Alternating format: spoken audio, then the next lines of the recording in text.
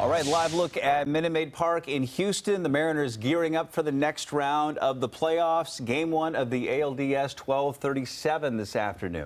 We can't wait. And joining us live this morning is the Seattle Times Mariners beat reporter Ryan Divish. Hi, Ryan. Thanks for joining us. Thanks for having me on. Sorry about the hat. It was a bad hair day. Bill would never. Bill would never understand a bad hair day. Buddy, I have a bad hair life, so I totally get it.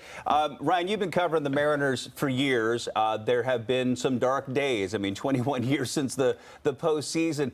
What the heck is going on with this team? I mean, you know, we counted them out back in June, and then they go on this run, and then they win 14 in a row before the All-Star game. All of these late-inning heroics, and then that craziness on Saturday in Toronto. It seems like the baseball gods are smiling on Seattle right now.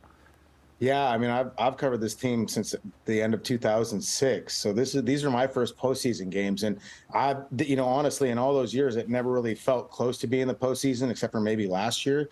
And right now, it's just kind of like, it's if you believe you're good, and if you believe you have late inning magic, and if you believe the baseball gods are looking on you, then they are. And I think that's what the Mariners believe. They just believe that they're going to win these late inning games, no matter what the deficit. I mean, it was 8-1. There was a 1% chance of winning for all the metrics, and that 1% worked out. And just kind of this team has been one of the more fun teams to cover. Kind of the camaraderie, the chemistry. They're an easy group of guys to cover. They're a lot younger. As Ty France said, nobody makes fun of us more than us. And I think that's kind of the mantra that they've kind of held this year. I love that. They're going to be facing a really tough Houston team who, in some ways, has had our number here over this. They've had everybody's number. Yeah, really have. So what is it going to take? What are really the keys to taking this to the ALCS? What do they have to do here in this series to get to those Astros? Yeah, I don't know if they have to sacrifice a live chicken or anything like that, but it really, I think, I think it's more mental. There were some talent gaps in past years. I mean, the Mariners, I think, have only won in Houston the last 7 times in the last 4 years. So obviously this place is a park is a difficult place for them to play. But part of that is when they've lost the games to Houston, it's because they've walked batters, they've made errors in the field, they've given guys like Jose Altuve and Yordan Alvarez and Alex Bregman chances, extra at-bats.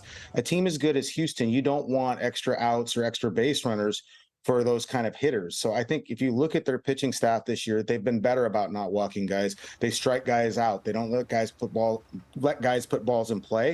And I think that's the key. I do think that winning that series earlier this year in Houston, where they had the kind of the dust up and everything else, makes a difference. And as Scott Servais said yesterday, in all those years, they didn't have Julio Rodriguez. They do now, and that makes a big difference. Absolutely. The rookie has become the superstar of this ball club. Ryan Divish from the Seattle Times. We appreciate your time, man. Enjoy the game there. Yeah, it should be a lot of fun. I hope everybody's watching. Oh, let those kids out of we will be. That is those guaranteed. kids out of school. Yeah, no doubt. Let the kids out of school. Yeah, we've written them a really official-looking note, so I'm pretty sure they'll get away with that. Ryan, good to see you. Thank you.